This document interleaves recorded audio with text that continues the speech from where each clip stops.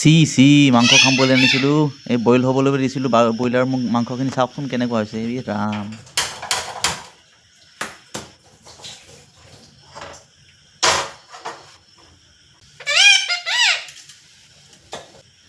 প্ৰথমে দিছোঁ মিঠাতেল,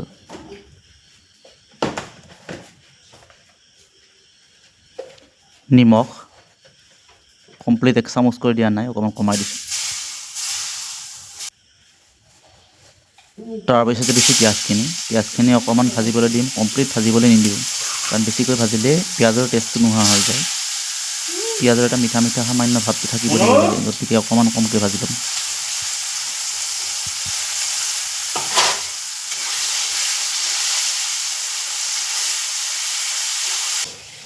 তাৰপিছত দিছোঁ 1 চামুচ হালধি, 1 চামুচ মানে অকণমান বেছিকৈ দি দিছোঁ, হালধিটো কমালে সোৱাদ নালাগে মাংসৰ।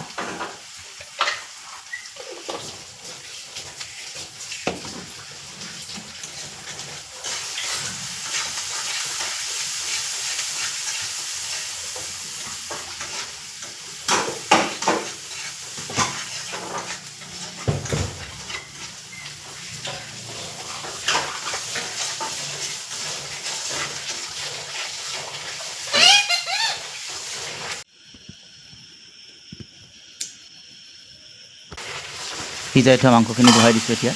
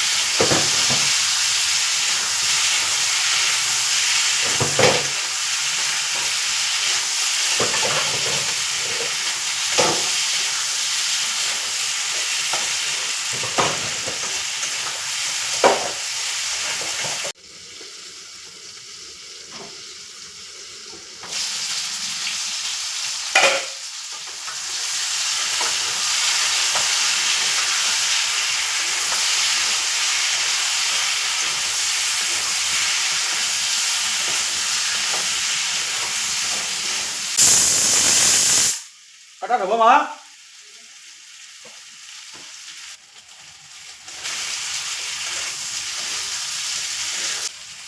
জিৰা গুড়ি অকণমান দি ল'ম আগতে, জিৰাখিনি দি তাৰে পিছত মই গৰম মছলা অকণমান দিম, তাৰপাছত জালুকৰ গুড়া অকণমান দিম, সেয়াই মছলা, বেলেগ মছলা একো নিদিওঁ। আৰু আদা নহৰু পেষ্টখিনি শেষত দিম।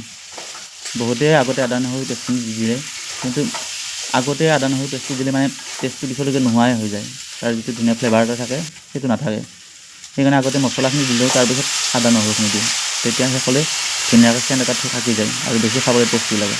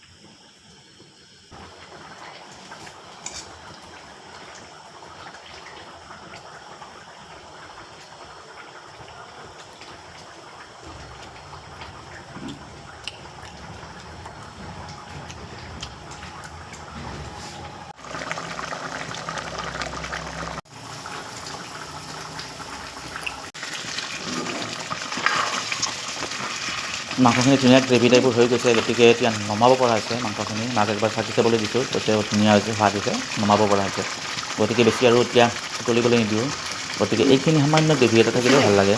মাংসৰ যেতিয়া গ্ৰেভিটো ভাতৰ লগত সানি দি শুকানকৈ সানি খাই ভাল লাগে মানে। তেনেকৈ খাই ব্ৰইলাৰ মাংসটো তেনেকৈ টেষ্ট লাগে, কিন্তু পনীয়াকৈ খাই ভাল নালাগে। গতিকে আজিৰ ভিডিঅ'টো ইমানখিনি আছিলে। শেষলৈকে চাই থকাৰ কাৰণে ধন্যবাদ জনাইছোঁ। আৰু পাৰিলে ভিডিঅ'টোত লাইক এটা কৰিব আৰু ছাবস্ক্ৰাইব নিশ্চয় কৰিব যদি ইউটিউব চেনেলত চাই আছে। ধন্যবাদ।